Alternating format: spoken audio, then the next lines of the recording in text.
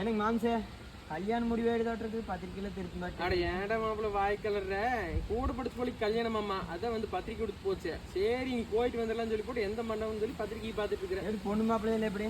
பொண்ணு மாப்பிள்ளை வந்து பார்த்தீங்கன்னா பொண்ணு வந்து பார்த்தீங்கன்னா 1 2 3 டிகிரி, மாப்பிள்ளை வந்து பார்த்தீங்கன்னா 1 டிகிரி தான். இப்போ எங்கே நம்ம மூட்டம்மணி வீட்லையெல்லாம் வேலைக்கு விட மாட்டாங்கன்னு சொல்லி போட்டு 2 டிகிரி 3 டிகிரியும் வெடிச்சுக்கிறாங்க. நம்ம இந்த 1 டிகிரி முடிக்கிறக்கே 4 அரியர் 7 அரியர் வச்சிருக்கிறோம். ஆமாங்க, அரியர் கிளியர் பண்ணுறப்பல மனுஷனுக்கு தரிடு தான் போடுது. இங்கே படிப்புக்கு நம்மளுக்கு 10 அடிச்சு வரான்.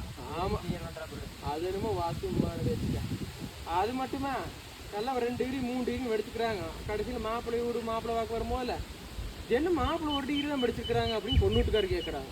அது மட்டும் தான் கேட்குறாங்களா? மாப்பிள்ளை தோட்டம் வேணுங்கிறாங்க, துறவு வேணுங்கிறாங்க, வீடு வேணுங்கிறாங்க, வேலை வேணுங்கிறாங்க. இது வேறு வெளிநாட்டில் வேலையில் இருக்கணுங்கிறாங்க. எல்லாம் கேட்பாங்க. நம்ம எங்கேயும் ஏதோ ஒரு வாரத்தில் பண்ணையம் பார்த்து கஞ்சி ஊற்றலான்னு பார்த்தா அதுக்கும் இல்லை.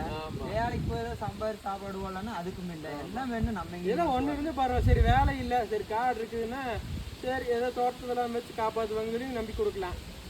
இல்லையா காடு இல்லை வேலையில் இருக்காருன்னா எதை நம்பி கொடுக்கலாம். எல்லாமே வேணும்னா எங்கள் மாப்பிள்ள ஓடுறதே. அது என்னமோ எங்கே ஓடுறேன்னு ஓடுறப்போ பார்த்தா என்ன பண்ணுறதுன்னு தெரிய மாட்டேங்குது.